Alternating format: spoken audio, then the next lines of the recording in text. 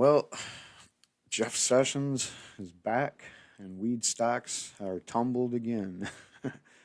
um, so there's a lot of headlines out there about the Jeff Sessions interview with Hugh Hewitt. Hugh Hewitt is an ultra right wing hardliner. Calling him just a regular old right wing conservative is not even, it doesn't do him any justice. This guy, on the topic of marijuana, this guy would basically rather see you go to prison than get medical marijuana, I think. I don't know. Maybe he's just anecdotally being the devil's advocate or something, but anyway, it's pretty disturbing. In this here interview with Jeff Sessions, they talk about marijuana a little bit. And I'll put that up there as I go over it and maybe, of course, give you my 2 cents. That's what you came here for, ain't it? Oops. Okay. So, this is a interview on Hugh Hewitt's radio show, and I'm just going to start it right at this part here where he's talking about, let's talk about the rule of law. And Hugh Hewitt makes a case for shutting down the whole recreational marijuana industry by pulling a RICO case out. I'm guessing out of his ass, because who knows, you can't just pull a RICO case out. You're saying that all these people are racketeering and doing all these different things, intimidation. I'm not sure what the C is right offhand. Something to do with collusion or something, and obstruction. I'm not even sure. It's basically just, it's what they use to get mafia people that have inner doings, and it's conspiracy.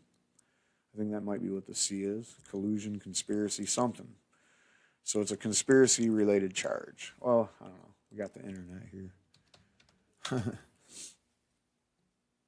Racketeering, Influence, and Corrupt Organizations Act. Now, like I said, they use this law to basically stick it to you if you're some kind of a gangster. With that, they can give you like a sentence where they basically can just throw you away forever. So, and if they did that, suppose you had, like a dispensary that was selling recreational marijuana. All of a sudden, the feds come in. Everybody that's involved with the business gets a RICO charge. And then somehow that works out and everybody gets long prison sentences. Would that shut down the marijuana industry, the recreational marijuana industry? I don't think so. It'd just be another cost of doing business, or another reason why paranoia is a side effect of marijuana. So anyway, here we go. Here's Jeff Sessions talking with Hugh Hewitt about how you might not be able to win too many RICO cases. But anyway. Out in the Washington Post about this on Sunday, Attorney General Sessions, one RICO prosecution against one marijuana retailer in one state that has so-called legalization ends this facade and this flaunting of the supremacy clause. Will you be bringing such a case? I just want to stop right there and reiterate what a hard-ass Hugh Hewitt's trying to sound like.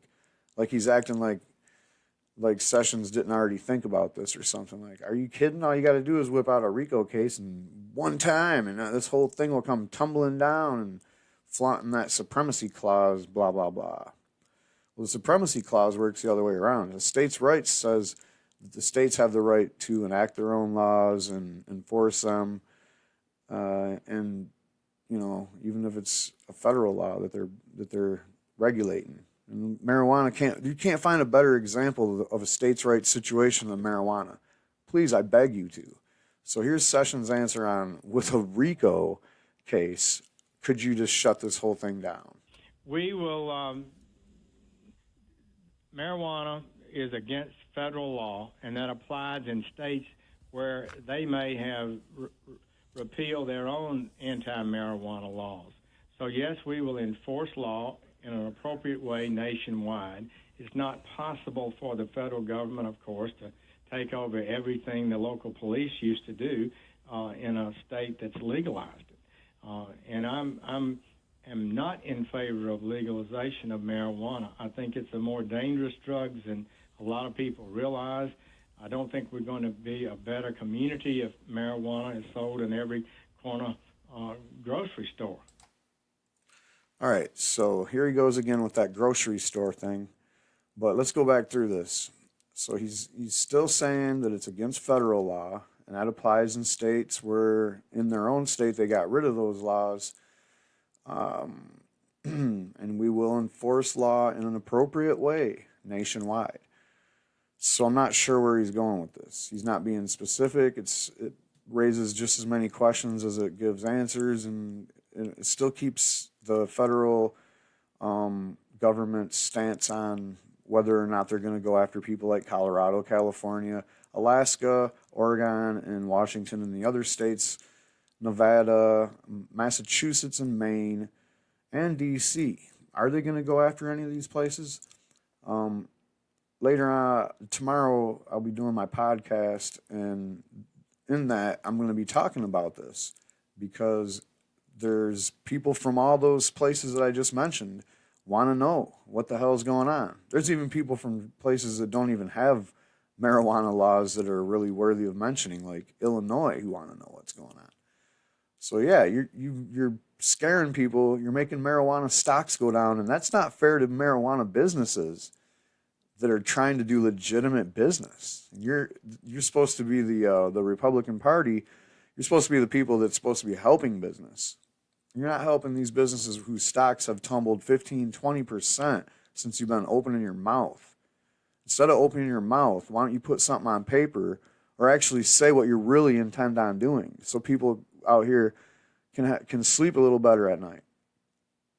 So he goes on to say that the federal government, it's not possible for them to take over all the operations of police in places where it's been legalized.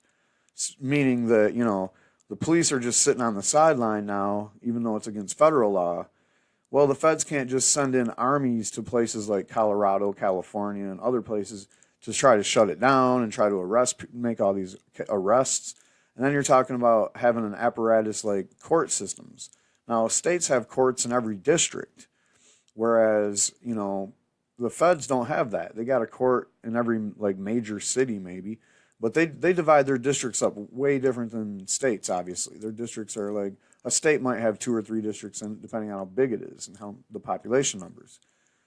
Anyway, he's saying, no, the feds don't have the power to go in there and do that kind of an operation. So it don't look like that's one of the things that's on the table. He says, look, I'm not in favor of legalization of marijuana. And then he goes on with that reefer madness again, talking about it's a more dangerous drug than a lot of people realize. Still haven't heard why. Still keep getting this, that it's dangerous. And every time it's mentioned, the next breath, it seems to always say something about the gateway theory, how it leads to addiction. No, it does not. And this gateway theory is ridiculous. I'm so sick of hearing it. It's become the new norm. Even though it's been debunked by every government agency that has been talking about marijuana in the last 2 years. All right, let's go on. No, it would take literally one racketeering influence, corrupt organization, prosecution to take all the money from one retailer, and the message would be sent. I mean, if you want to send that message, you can send it. Do you think you're going to send it? Again, he's badgering Mr. Sessions on this issue of using the Racketeering Influence Corruption Organization Act. It's a stretch. Hewitt's drinking that Tea Party tea. The right wingers live in this weird bubble where they think about something and they just imagine it being what in their mind it really is, and then it's to them it's just obvious. Like to him, this RICO thing is just like duh. Why don't you just do this? I mean, come on, man. You're badgering the freaking witness. Well, we'll be evaluating how we want to handle that. I think it's a little more complicated than one RICO case, I got to tell you. Thank you, Sessions. I actually agree with you there. It's just sprung up a lot of different independent entities that are moving marijuana, and it's also being moved interstate, not just in the home state. Now, see, that's an important caveat of this. Is he's saying, you can't just pop out one RICO case.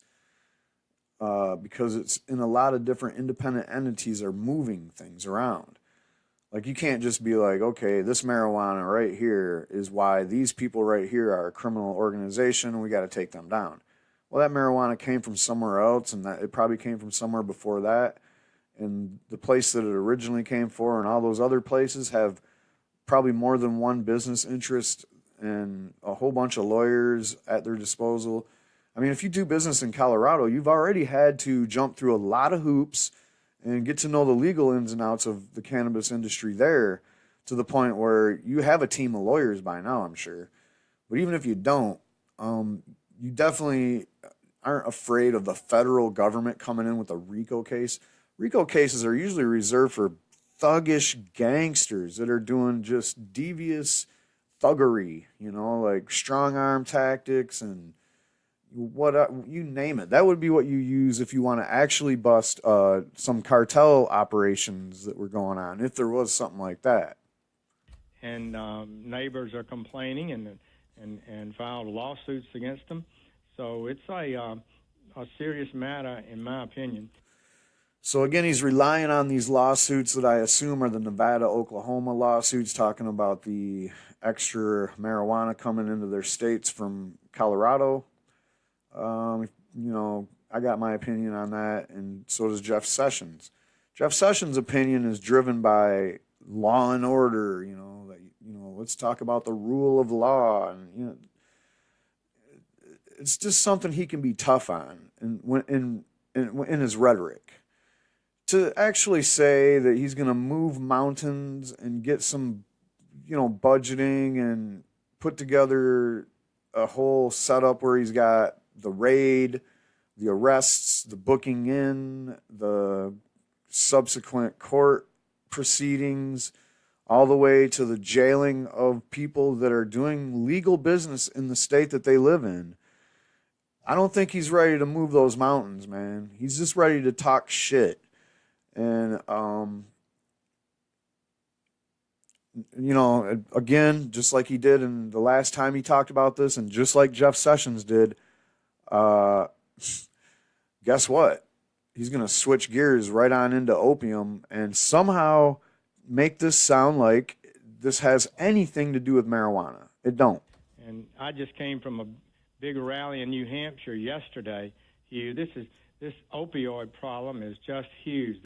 You're right, Mr. Sessions. I agree again. That's the second time I've agreed with you, I think, ever in history. But, yeah, you're right, man. The opioid problem is huge, but it has zero to do with marijuana. There is absolutely no connection between people that are addicted to opioids and marijuana. You know what? The connection between people that are addicted to heroin, the thing about them is if you ask them if they've ever used marijuana or if that's the first drug they tried or whatever, a lot of them will say, yeah. Well, that's what happens with people that have addictive personalities. They're prone to try just about anything. And when you had marijuana classified as an evil demon drug, anybody with an addictive personality is going to be like, what's that? What's this all about? And go try it out. Once they realize that shit wasn't for them, they moved on to the opioids. You know what? 80% of heroin addicts started out using opioid pills. Either they were prescribed to them or they were stealing them or buying them on the streets. But 80%. So there's where your gateway is. Quit bringing marijuana up when you're talking about this opioid epidemic. Because you're really just playing lip service to your buddies over at the big pharma. The people that line your pockets with $200,000-$300,000 every time it's time to go get reelected. They give you that money so that you do this shit. Every time you talk about opioid problem, you have to bring up marijuana. Every time you bring up marijuana, you have to talk about the opioid problem. That's what they pay you to do. We get that. We understand that now. You don't have to do it no more. Please don't. But he goes on. There were 9,000 high school and junior high school students there. A mother I met who had lost a son 3 months before, a child, and she said there were 50 more mothers there who'd lost children, speaking to those kids. We've had this huge opioid surge in America. 120 people a day die from drug overdose. 0 from marijuana, though. I think his number is a little padded there with other things that we've talked about, the opioid and opiate deaths totaling in the area of 80 to 100 a day. And that includes the pills and the heroin put together. And the heroin is a small percentage of these overall deaths. But they've got, there's a lot of spikes in that heroin number because of the fentanyl. And he's also going to mention that too. But when you're talking about these bus fulls of people driving off a cliff every day, dying from these overdose deaths, zero of it has to do with marijuana. I just want to keep emphasizing that point. And I do believe that, and the president has issued an order to the Department of Justice to crack down on drugs and these international cartels that are crack down on drugs and the international cartels that are moving this fentanyl. Moving this fentanyl that's so deadly into our country. And who says that the international cartels are moving the fentanyl anywhere? I am going to just go ahead and guess that most of the fentanyl is making it to the streets through nefarious reasons, but none of it's coming from overseas markets. I've heard about this Chinese fentanyl, but I haven't really seen any evidence that that's a huge problem. If someone could direct me to something, that would be great. Every time I look into it, I get bounced around, and it doesn't prove to me that the fentanyl problem that everybody keeps talking about has anything to do with outsourced fentanyl. The fentanyl's coming from us, people. We let our pharmaceutical industry overproduce fentanyl big time. And then where is it going to end up? It's going to end up on the street. They're not just going to let it rot in some warehouse. As much of it as they could get prescribed gets prescribed. And you've seen people like Insys Therapeutics where they cornswoggle the whole system. They lie to the DEA. They tell the doctors to lie to the DEA. The patients end up lying to their insurers. And then people that aren't even supposed to get fentanyl are getting fentanyl every day. It's ending up on the streets and problems are occurring. What does this have to do with marijuana? He keeps talking about this crackdown on drugs, and then this is all in the same conversation as marijuana. We're going to step up that in a very vigorous way, as I talked to the United States attorneys yesterday by conference call. Well, that's it, guys. Once again, Jeff Sessions, we don't know what is going on with Jeff Sessions. We don't know what is going on. I will reiterate that the Department of Justice would like you to know what in their opinion, it's business as usual. Cole Memo is their guide. So if you live in a state where medical marijuana is legal, that kind of acts as a blanket for recreational marijuana businesses as well. And they're kind of like tied together in a little bit just to make sure. And that's it, man. The Cole Memo is what's guiding the Department of Justice. They're not doing anything beyond that. Now, if Jeff Sessions decides not to renew the Cole Memo or rewrite the Cole Memo into something where they can enforce, and I'm sure you're not going to have to twist their arms too hard to get them to do something, but I still have yet to hear about any kind of plans on doing any token raids or whatever. So all we can do is sit here and keep guessing and hope for the best. And I know I mentioned the marijuana stock thing a couple times. I really haven't been following marijuana stocks too closely. I do plan on buying some. And in my opinion, once again, this is just nothing but good news because we're in the very, very short-term end of this. If you look at projections for other businesses and you see things like, oh, this business is expected to go from, $6 billion a year to $20 billion a year in less than 4 years. You would be buying as much of that stock as you could get your fingers on. But when you hear about it in the marijuana business world, you're like, I don't know, man, as long as Trump don't throw a wrench in the machine, Well, I'm here to tell you, man, pretty soon it'll be a great time to buy these stocks or buy them now. Nothing bad is going to happen. Trump is not going to shut it down. Sessions is not going to do a RICO case. And none of this, your fears are just it's that paranoia. It's still a side effect.